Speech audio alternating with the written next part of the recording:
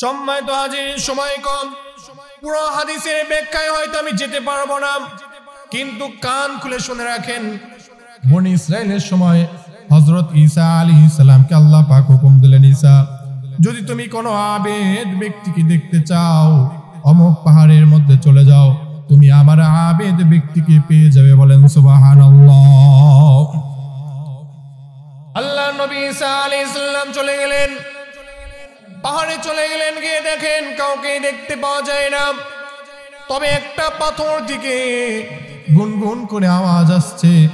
আল্লাহ পাকের দিকে খেয়াল করে বলতে লাগলেন, আল্লাহ, কোন আবেদ ব্যক্তিকে দেখতে পাই না, তবে কেমন যেন একটা পাথর থেকে গুনগুন করে আওয়াজ হয়। আল্লাহ পাক বললেন, ঈসা, তোমার হাতের ভিতরে কি আছে? বলে, লাঠি আছে। লাঠি দ্বারা একটা আঘাত করো। যেই না লাঠি দ্বারা পাথরের উপর আঘাত করেছে, সঙ্গে সঙ্গে পাথর ভেঙে দুখণ্ডিত হয়ে গিয়েছে। শুধু তাই নয়, পাথর যখন ভেঙে গেল, তার ভিতর দিকে দেখতে পাওয়া যায় একজন ব্যক্তি আল্লাহর ইবাদত করতেছে।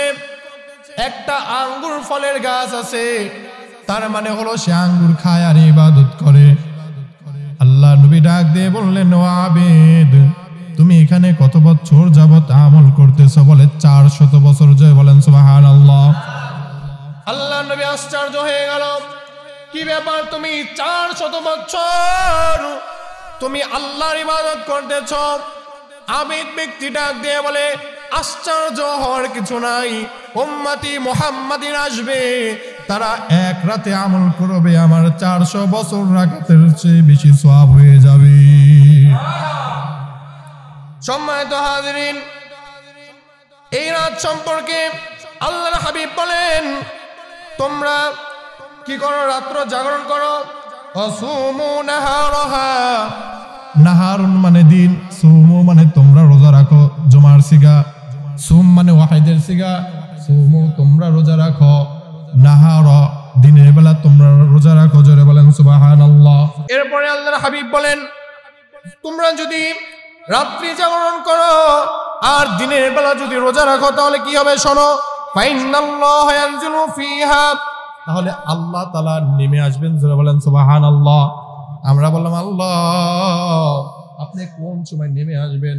আল্লাহ রাব্বুল আলামিনের হাবিব বলেন, শোনো, আল্লাহ পাক কখন নেমে আসবেন? লিগুরুবিশ শামসি, সূর্য যখন পশ্চিম দিকে ঢলে যায়। বলেন সুবহানাল্লাহ। ইলা সামাইদ দুনিয়া, দুনিয়ার মধ্যে যখন সূর্য পশ্চিম দিকে ঢলে যায়, অর্থাৎ সন্ধ্যা থেকে নিয়ে শুরু করে, আমরা বললাম, আল্লাহ, আল্লাহর হাবিবকে যদি জিজ্ঞাসা করি, ইয়া রাসূলুল্লাহ, আল্লাহ পাক কতক্ষণ পর্যন্ত এইভাবে শেষ আসমানে এসে আমাদের দিকে তাকায়া থাকবেন, আর কি বা আমাদেরকে বলবেন? আল্লাহর হাবিব বলে, শোনো, আল্লাহ রাব্বুল আলামিন এই রজনীতে, মানে আজকের যে রজনী, এই রজনী সম্পর্কে আল্লাহর হাবিব বলেন। সম্মানিত হাজিরিন, মিশকাত শরীফের হাদিস 251 নম্বর হাদিস। যদি কারো সন্দেহ হয় দেখে নিতে পারেন, হাদিসের নাম্বার বলে দিয়েছি।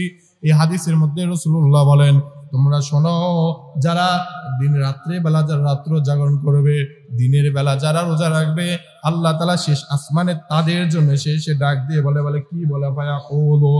ফায়াকুলু, সুতরাং তিনি বলেন, মানে আল্লাহ বলবেন, আলা মিন মুস্তাগফির, হে পাপীরা, গুনাহগারেরা, জিনাকারেরা, তোমরা যারা জুলুম করেছো নিজেদের উপরে অথবা অন্য কোন জায়গায়, বান্দা তোমরা তওবা করো।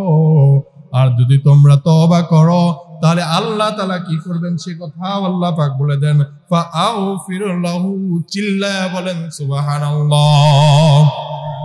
আল্লাহ বলেন, তারা যদি তওবা করে, আমি আল্লাহ তাদের গুনাহকে maaf করে দিব। আল্লাহ তাআলা বলেন, আমি আরো বলতে থাকি, আলা আলা মুস্তারজিক, হে রিজিক অন্বেষণকারীরা, যারা অভাবে আছো, টাকার বিনিময়ে, টাকার জন্য তোমরা মেয়ে বিবাহ দিতে পারো না, খানা খেতে পারো না, চলতে পারো না, বলতে পারো না, যারা অভাব ছুটে না, আজকে রাত্রে তোমরা আমার কাছে রিজিক চাও। তোমরা যদি আমার কাছে রিজিক চাও, তাহলে কি হবে? আল্লাহ তাআলা বলেন, ফাআরযুকুহু, আমি আল্লাহ আজকে রজনীতে যদি তোমরা আমার কাছে রিজিক চাও, আমি আল্লাহ আজকে রজনীতে তোমাদেরকে ফেরত দিব না, বরং আমি তোমাদেরকে, আমি আল্লাহ রিজিক দান করে দিব। আমরা বললাম আল্লাহ এটা আপনি কতক্ষণ পর্যন্ত করবেন? আল্লাহ তাআলা বলেন হাত্তা ইয়াতলু আল ফাজরি, যতক্ষণ পর্যন্ত ফজর উদিত না হবে ততক্ষণ পর্যন্ত এই কর্মসূচি চলবে। চিল্লা বলেন সুবহানাল্লাহ। এই পয়েন্টটা বলেই শেষ করে দিব। আপনারা বলতে পারেন হুজুর আল্লাহ রাব্বুল আলামিন একজন মানুষের জন্মের 50,000 বছর আগে রিজিক দিয়েছেন, আবার আজকে রাত্রে আল্লাহ পাক কিভাবে রিজিক দিবেন?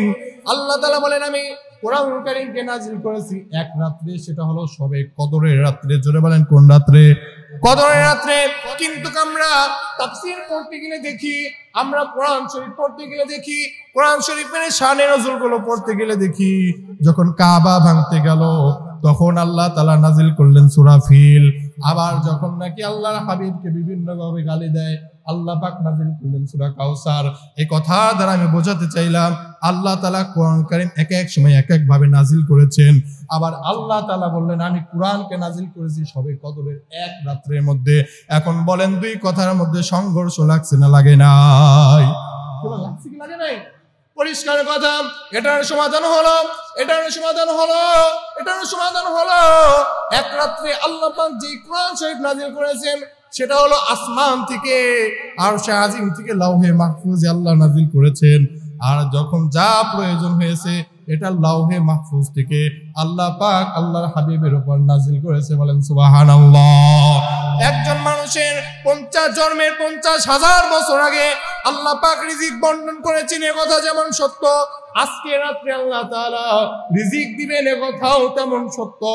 কিভাবে দিবেন ওটা একবারে বাজেট হয়ে গেছে, আর এক বছরের জন্য যেটা প্রয়োজন আল্লাহ পাক আজকে রাত্রে সেটা দিবে। জোরে বলেন সুবহানাল্লাহ।